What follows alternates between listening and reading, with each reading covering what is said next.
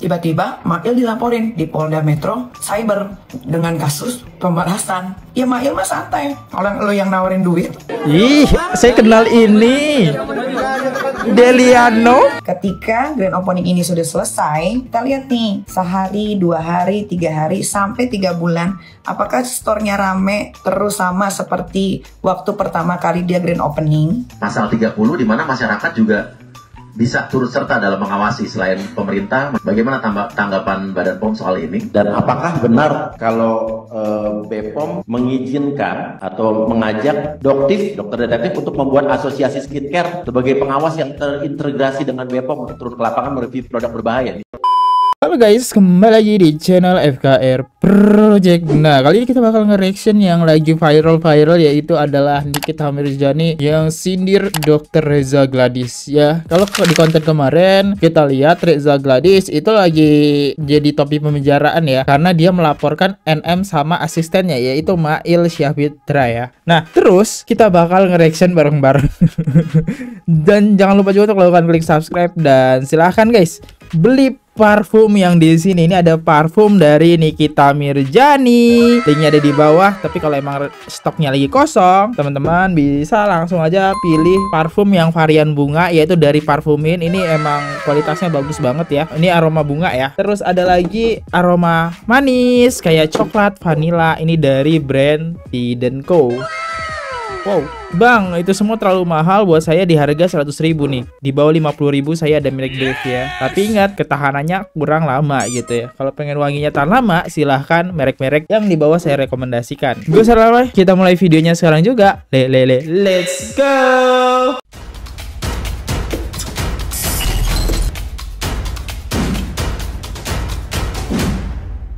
Oke, jadi awalnya saya sedikit cerita dulu ya. Pertama, di sini Dr. Reza Gladys polisikan selebritis NM terkait dugaan ITE dan PTPU ya.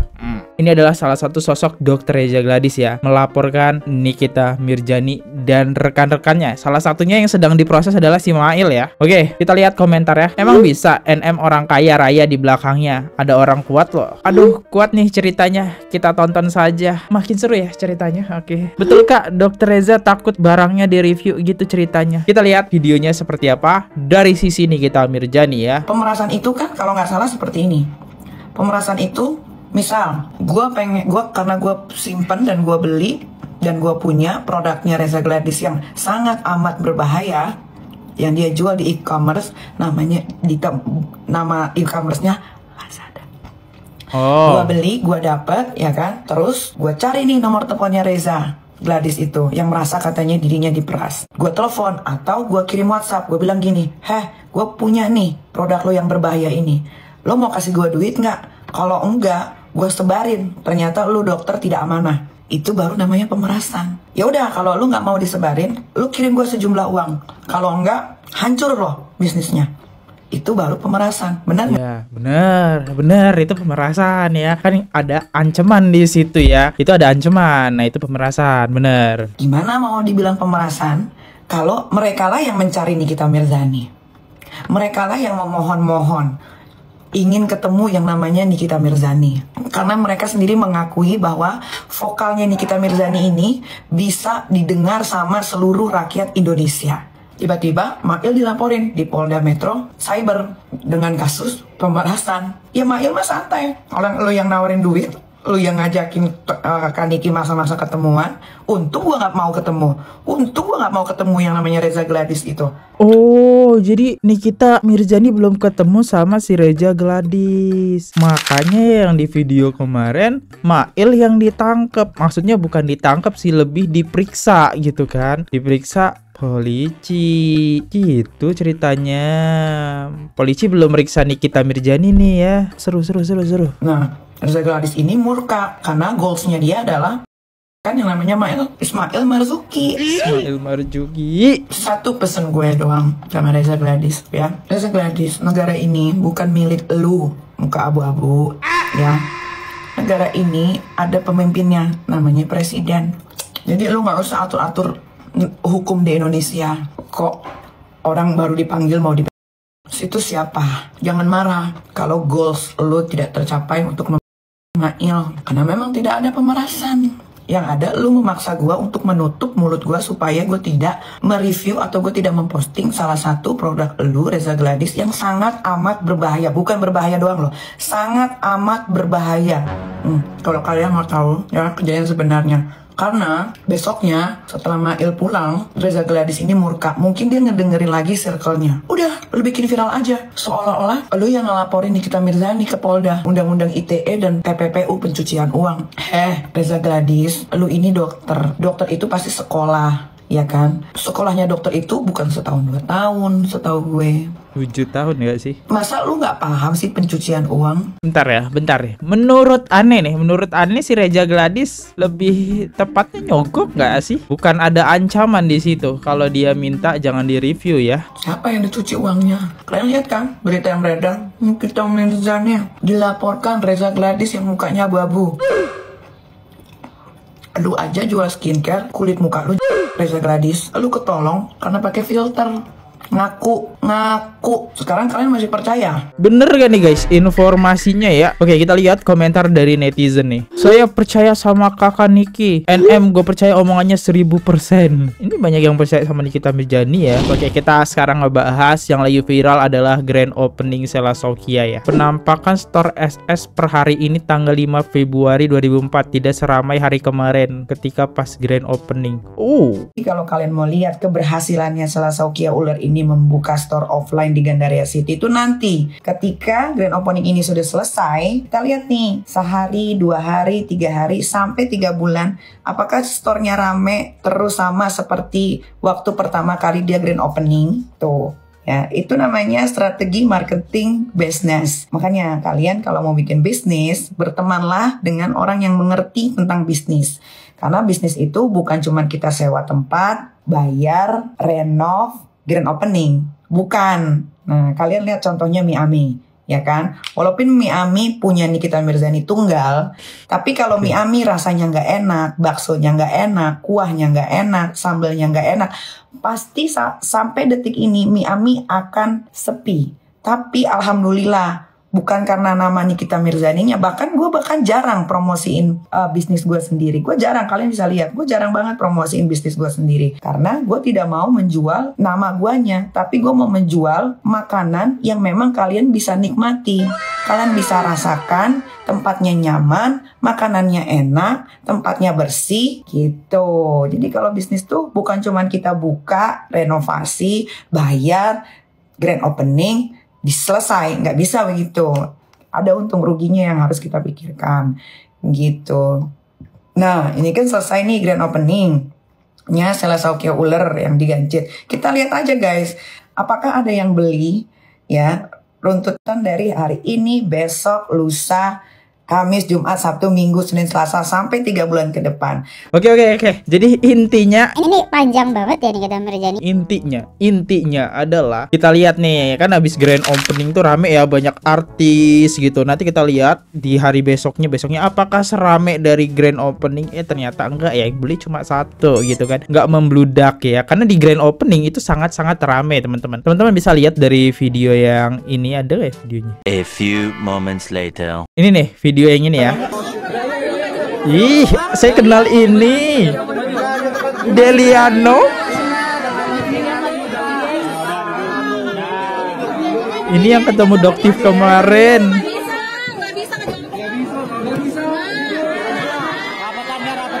Oke, kita lihat ya komentarnya aja deh. Oh alah, satu kubu. Sebenarnya SS tuh yang mana sih? Kadang yang ini, kadang yang satu lagi, tapi beda hidungnya. Perhatian banget ya sama hidungnya ya. Dari FS Selhuteru. Waduh, FS ya. Ini musuh Nikita Mirzani nih. NM akan diperiksa polisi besok guys. Posisi si aduh biasa ya. Cipete Jakarta Selatan. Kita tidur neti. Mimpi indah. Jangan lupa media online dan TV besok datang ke PMJ. Ada gerombolan pemerasan dijadwalkan hadir. Ini FS kayaknya tahu banget ya. Karena emang yang beberapa hari yang lalu kita reaction ya. Tolong ditampilkan gitu kan. Yang dimana ada Fitri, terus ada SS, ada Dr. Reza Gladys, ada Isa Marica ya. Ternyata ini mereka berempat ini pengen menyerang Nikita Mirzani melalui jalur hukum. Oke, udah terbaca sekarang ya triknya ya. Sekarang lagi kumpul Jaksel makan petek, panik ya, WK. Resiko cuan jalur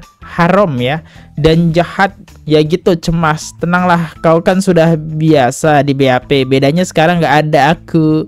Alhamdulillah damai kembali. Waduh ya, jadi NM bakal diperiksa nih. Waduh, ada rencana apa lagi? Apa yang sedang direncanakan ya? Aduh, Dewi Persik lagi bermasalah sama Doktif ya, bergabung dengan FS. Tapi emang Dewi Persik ini nggak suka banget sama Nikita Mirzani sih. Oke, bermusuhan lah intinya. Ini main kubu-kubu ya, menyerang-nyerang ya, Doktif dan Nikita. Sedangkan ini lawannya mereka berdua lumayan banyak ya. Agak merepotkan gitu ya. Wah, dramanya makin menarik ya kalau kita lihat-lihat. Oke, ini ada dari Uya Kuya ya, bicarain di sidang DPR. Oke, kita lihat. Badan POM sudah melarang para influencer untuk melakukan review mandiri dan juga produk approval mandiri kepada produk-produk skincare. Namun yang saya lihat review-review itu tetap dilakukan oleh mereka karena alasannya mereka mengacu pada Undang-Undang Perlindungan Konsumen pasal 30, di mana masyarakat juga bisa turut serta dalam mengawasi selain pemerintah. Bagaimana tanggapan Badan POM soal ini? Dan apakah benar kalau BPOM mengizinkan atau mengajak dokter detektif untuk membuat asosiasi skincare sebagai pengawas yang terintegrasi dengan BPOM untuk turun ke lapangan mereview produk berbahaya? Disarankan oleh Badan POM untuk membuat perkumpulan asosiasi. Yuk, kita buat asosiasi yuk guys. Jadi untuk para owner skincare, nanti Dokter akan ngadain acara kali ya, asosiasi untuk melawan jual skincare nakal. Intinya itu adalah asosiasi yang katanya terintegrasi dengan Badan POM nantinya gitu Pak. Nah, apakah benar begitu? Menurut kata Doktif ini benar apa tidak itu Pak? Katanya BPOM yang mengajak untuk para reviewer dan mereka-mereka untuk bikin asosiasi. Bagus lah ya, menurut saya bagus itu. Menurut saya ini ya, hanya statement saya sangat bagus. Begitu influencer mereview, BPOM langsung gerak cepet, mengajak minta datanya dan BPOM ngecek ulang gitu kan, bener nggak nih? Kalau emang salah nanti BPOM klarifikasi si influencer tersebut ini datanya tidak benar ya. Mantap juga nih pertanyaan Uya Kuya ya. Lantas bagaimana kalau emang itu benar? Kewenangan BPOM itu sendiri bagaimana sampai harus seperti itu, Pak? Kami sesuai dengan undang-undang yang ada. Satu-satunya lembaga yang bisa memberi kata-kata approval itu cuma Badan POM. Badan POM akan segera membuat peraturan untuk mengatur semuanya ini sehingga ada landasan hukum yang tegas. Masyarakat tetap terlindungi dengan bisa menyampaikan segala sesuatu. Kalau berhubungan dengan produknya orang lain, tidak boleh diumumkan di publik karena itu melanggar peraturan Undang-Undang Nomor 30 Tahun 2000 tentang rahasia dagang. Jadi wajar kalau misalnya dia bisa saling nuntut, tapi itu tidak boleh. Termasuk influencer si A, si B tidak boleh mengumumkan hasil produknya orang berdasarkan hasil lab A, B, C, D. Itu tidak bisa. Kalau dia punya data, kasih ke kami sebagai kemerdekaan untuk menyampaikan pendapat, nanti kami yang bertindak. Dengan demikian tegas posisi kami di Badan POM, tidak mengizinkan influencer-influencer dan masyarakat untuk mengumumkan dengan nyata bahwa itu approval atas nama kami. Sehingga dengan demikian tidak ada keinginan kami untuk memberikan legitimasi ini kepada influencer. Seperti pertanyaan yang pertama tadi kan, bahwa kita mau serahkan, buatkan asosiasi, terus asosiasi ini mau diberikan ke influencer untuk dia punya haknya Badan POM. Tidak ada itu. Tidak pernah ini Pak ya? Tidak ada. Waduh, jadi BPOM intinya ngelarang ya para influencer, contohnya kayak Doktif gitu, mereview dan menampilkan hasilnya gitu. Ya, saya ngikutin dramanya saja deh ya, no comment. Kalau ini ya agak berat masalahnya. Kita lihat komentarnya. Nyatanya di pasaran banyak yang masih dijual skincare bahaya sama dengan hama. Bener sih emang, nyatanya makin banyak ya skincare yang emang udah berbadan BPOM tapi bisa lolos. Itu loh yang jadi pertanyaan. Dengan semakin banyak orang, semakin banyak influencer yang mereview, kayaknya tugas BPOM makin berkurang gitu. Yang gak usah jadi asosiasi lah, pembantunya saja lah gitu ya. Pembantu BPOM kan nggak masalah gitu. Semakin banyak yang kerja semakin cakep gitu kan. Berkolaborasi lah ya. DPR kritik keras Kepala BPOM RI Industri Makanan dan Skincare belum menyajikan analisis data kualitatif. Nah ini mantap nih, kehadiran mereka ini yang menjadi masukan bagi BPOM. BPOM kurangnya ketat dan pengawasan sehingga tiba-tiba harus ada detektif muncul. Ih, keren banget kalau bener statementnya kayak gini, kita dengerin ya. Kami sangat mengapresiasi ya gerakan cepat dari BPOM hari-hari ini yang telah merilis bahkan melakukan tindakan, dan beberapa pelaku industri, khususnya industri skincare ini yang sudah sampai ke pengadilan. Tetapi ini Pak Kepala, saya melihat begini, BPOM hari ini baru merilis data secara kuantitatif. Sekian obat yang mengandung merkur dan berbahaya, sekian produk skincare, produk makanan, itu baru dalam data kuantitatif. Tapi belum menyajikan analisis data kualitatif. Maksudnya, seperti apa dampak dari penegakan regulasi ini terhadap industri obat-obatan atau industri pangan yang ada dalam negeri. Jangan sampai pembatasan-pembatasan ini, mudah-mudahan tidak ya, pada akhirnya nanti akan menyulitkan masyarakat di dalam mengakses obat-obatan. Atau justru pembatasan-pembatasan ini menjadikan obat-obat itu pada naik harganya. Karena yang beredar kan menjadi sangat terbatas. Jadi saya tidak mengatakan yang mana yang kita dahulukan, yang mana kita prioritaskan, pengamanan obat atau industrinya. Tapi kalau saya perlu pendekatan yang lebih holistik, sehingga masyarakat tidak mengalami kesulitan dalam mengakses obat-obatan. Jangan sampai terjadi kayak kemarin, Pak. Ini maaf ini, tiba-tiba Kementerian SDM ya, melarang penjualan gas LPG 3 kilo. Kan jadi panik masyarakat kalau cari. Nah, tiba-tiba Presiden mengatakan LPG 3 kilo boleh dijual oleh pengecer. Jadi perlu mungkin melibatkan pihak kampus atau menganalisis atau melakukan studi kelayakan sehingga dampak daripada penegakan regulasi ini tidak terlalu berpengaruh dan menyulitkan masyarakat di bawah. Saya kira 2 poin itu. Nah, yang terakhir tadi sudah disinggung Pak Kuya mungkin menyangkut masalah dokter apa itu, detektif itu. Saya sih yang pertama mengapresiasi. Tapi yang kedua harus kritik juga.